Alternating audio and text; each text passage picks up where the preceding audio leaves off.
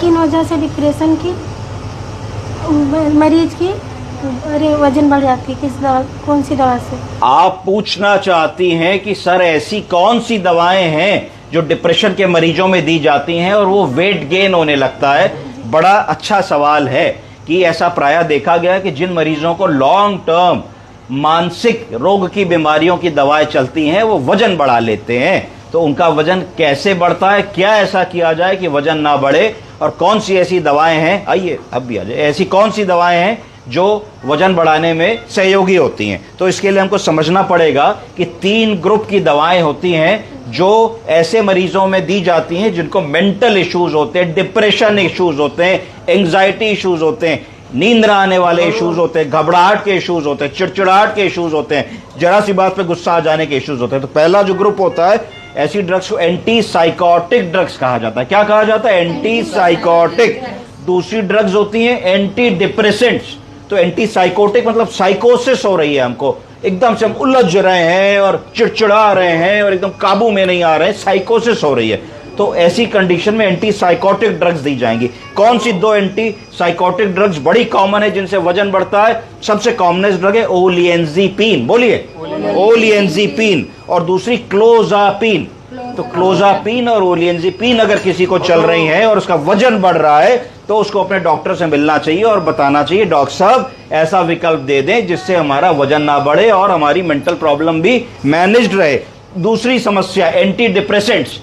ऐसी कौन सी डिप्रेशन की दवाएं हैं जिनको खाने से वजन बढ़ता है, मैं इसके बारे में आपको बताऊंगा। तो डिप्रेशन की दवाएं 3-4 ग्रुप में आती हैं। तो पहली जो कॉमनेस्ट ग्रुप हम यूज करते हैं वो है एटिपिकल एंटी डिप्रेसेंट्स। तो इसमें एक ड्रग आती है मिट्राजीपिन, मिटास के नाम से हम लोग खाते हैं।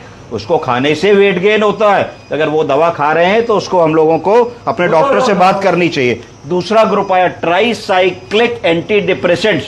तो जो ट्राइसाइक्लिक एंटी डिप्रेसेंट्स पे हैं कौन कौन से होते हैं? एमिट्रिप्टिलिन और नॉरट्रिप्टिलिन जैसी दवाएं, उनको खाने से भी हमारा वजन बढ़ता है।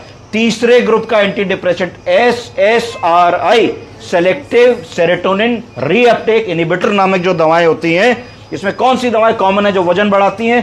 पैरोक्सिटिन, पेरीसीआर के नाम से हम लोग खाते हैं, पेंजेप के नाम से खाते हैं। उनमें भी रिसर्च बताती है कि उसको खाने से हमारा वजन बढ़ता है। एसिटाइलोप्रेम और सर्टालिन से भी कई बार वजन बढ़ता हुआ देखा गया है। SNRI चौथा ग्रुप है डिप्रेशन का जिसमें डिलॉक्सिटिन आती है, उनसे भी वजन बढ़ता है। तो अगर इनमें से हम कोई भी दवा खा रहे हैं तो हमें अपने साइकियाट्रिस्ट डॉक्टर से समझना चाहिए कि सर ऐसा दवा दीजिए जिससे हमारा वेट गेन रुक सके। तीसरी चीज मूड स्टेबलाइजर। कुछ दवाएं ऐसी हम खाते हैं जो मूड को स्टेबलाइज करने की बात आती है, जैसे बाइपोलर डिसऑर्डर की दवाएं। कि ऐसे मरीज कहते हैं साहब पल भर पहले तो ठीक थे, कोई बाहर वाला आदमी आता है उससे तो बड़ा अच्छा व्यवहार करते हैं, और जब बाहर वाला आदमी चला जाता है तो उनका रूप देखिए घर में कैसा होता है। और जब कोई बाहर वाला आदमी को समझ नहीं पाएगा कि इनको कोई मेंटल प्रॉब्लम है तो एकदम नॉर्मल है, आप लोग झूठ बोलते हैं, पर बाद में देखिए क्या होता है। तो ऐसे मूड स्टेबलाइजर की जो दवाएं होती हैं उसमें एक अहम दवा है वेल्पोरेट, सोडियम वेल्पोरेट। तो सोडियम वेल्पोरेट बाइपोलर डिसऑर्डर में दी जाती है और इसमें भी वेट गेन होता है मरीजों में। लिथियम की दवा दी जाती है, इसमें भी वेट गेन होता है मरीजों में। कार्बामेज़ेपिन एक दवा होती है, वो साइकियाट्री में भी दी जाती है, सीजर में भी दी जाती है, उससे भी वेट गेन होता है मरीजों में। अब ये मैं आपको बताने की कोशिश करूंगा कि साइकियाट्री की दवाओं को खाने में वजन क्यों बढ़ता है। दिमाग में ये भी बात आई ना कि भाई ये तो आपने बता दिया कि किन दवाओं से बढ़ रहा है, अब क्यों बढ़ रहा है ये भी बता दीजिए। इसलिए बढ़ रहा है क्योंकि ये दवाएं कुछ ब्रेन पे इस तरीके से इफेक्ट करती हैं कि आदमी की भूख बढ़ जाती है। तो जब भी आप ऐसे मरीजों से मिलेंगे तो उनके घर वाले प्रायः ये कहेंगे कि साहब पहले 2 रोटी खाते थे अब 3-4 खाने लगे, पहले दिन में 3 बार खाना खाते थे अब 4-5 बार खाना मांगने लगे। बीच बीच में कहते हैं भूख लग गई, कुछ खाने को दे दो, चिप्स दे दो, बिस्किट दे दो, कोई कोल्ड ड्रिंक दे दो, फ्रूटी दे दो, कुछ दे दो। तो ये चीजें अब क्या होता है इन दवाओं से कि मेटाबॉलिज्म स्लो हो जाता है। मेटाबॉलिज्म स्लो होने का मतलब है कि ये दवाएं जो हैं ब्रेन के रिसेप्टर्स पे काम करती हैं। वो रिसेप्टर्स क्या करते हैं? जो हंगर को कंट्रोल करते हैं। हंगर को कंट्रोल करने वाला रिसेप्टर GLP-1 रिसेप्टर पे काम करती हैं। तो उससे क्या होता है कि भूख लगना बंद होने की जो सैटिस्फाइटी वाली फीलिंग आती है वो देर में आती है। यानी कि अगर हम लोगों ने खाना खाने से पहले 2 कटोरी 3 कटोरी दही खा लिया, 1 बाउल भर के सलाद खा लिया और पानी पी लिया तो क्या भूख बढ़ेगी? नहीं बढ़ेगी, भूख खत्म हो जाएगी और ये चीजें नुकसान भी नहीं करेंगी। तो दिमाग में एक मैसेज जाएगा कि भाई पेट फुल है, अब कुछ नहीं खा सकते। तो अगर हम उसकी बदले को कचौड़ी, पूड़ी, समोसा और ये सब खाते तो भी पेट फुल होता, पर वो नुकसानदायक चीज होती। तो दोनों ही चीजों में पेट तो भरा, पेट भरा और दिमाग में मैसेज गया कि भैया पेट भर गया और मत खाओ, हो गया। तो ये जो दवाएं होती हैं ये उस मैसेज को जाने में बाधा उत्पन्न करती हैं और आदमी खाता चला जाता है। पेट भरने के बाद भी दिमाग में वो मैसेज नहीं जाता कि हमारा पेट भर गया है। बहुत सारी ये जो दवाएं होती हैं ये मेटाबॉलिज्म को चेंज कर देती हैं। मेटाबॉलिज्म जब चेंज होता है तो इंसुलिन रेजिस्टेंस डेवलप होती है। जब इंसुलिन रेजिस्टेंस डेवलप होती है तो क्या होता है कि हायर फैट स्टोरेज होने लगता है, बॉडी में फैट इकट्ठा होने लगता है, चर्बी जमने लगती है, विसरल फैट, पेट मोटा हो जाता है, जांघें मोटी हो जाती है, थाइज मोटे हो जाते हैं, बैक मोटी हो जाती है।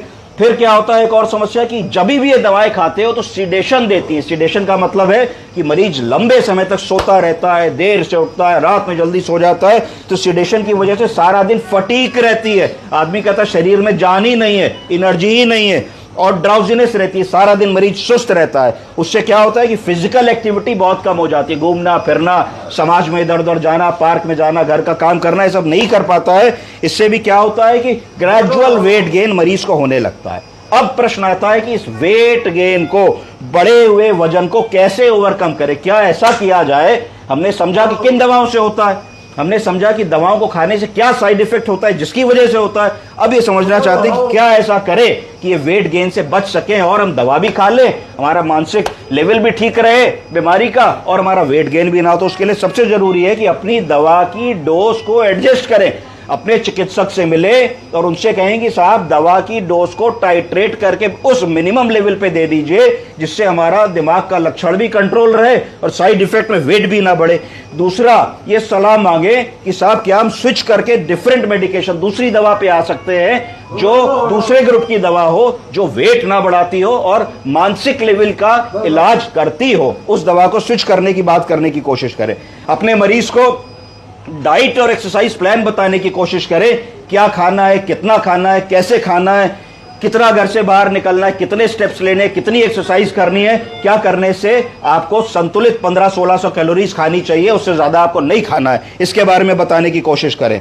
उसके बाद भी अगर काम नहीं बन रहा है तो कुछ ऐसी दवाएं आती हैं जिनको ऐड कर सकते हैं, सिंपल ड्रग जैसे मेटफॉर्मिन की गोली 500 मिलीग्राम हमने एक बार दो बार ऐड कर दी तो वेट गेन में मरीज की मदद करेगी। आजकल कुछ नई दवाएं आ गई हैं जो वेट लॉस करने की दवाएं हैं, जिनको आप अपने चिकित्सक से, ओबेसिटी पे जो काम करते हैं, मेटाबॉलिज्म पे जो काम करते हैं, एंडोक्राइनोलॉजिस्ट पे जो काम करते हैं, उनसे बात करनी चाहिए। उनको GLP-1 इनहिबिटर्स कहते हैं। ऐसी दवाओं का नाम होता है मोन्जारो, ऐसी दवाओं का नाम होता है ओजेम्पिक, ऐसी दवाओं का नाम होता है, कई और नाम से आती है। तो ऐसी दवाओं को खाने से भी वेट को कम किया जा सकता है। मैं अगली क्लास में आपको ऐसी साइकेट्री की दवाओं के बारे में बताऊंगा जो वजन घटाती भी है और ऐसी दवाओं के बारे में बताऊंगा जिनको खाने से वजन घट सकता है।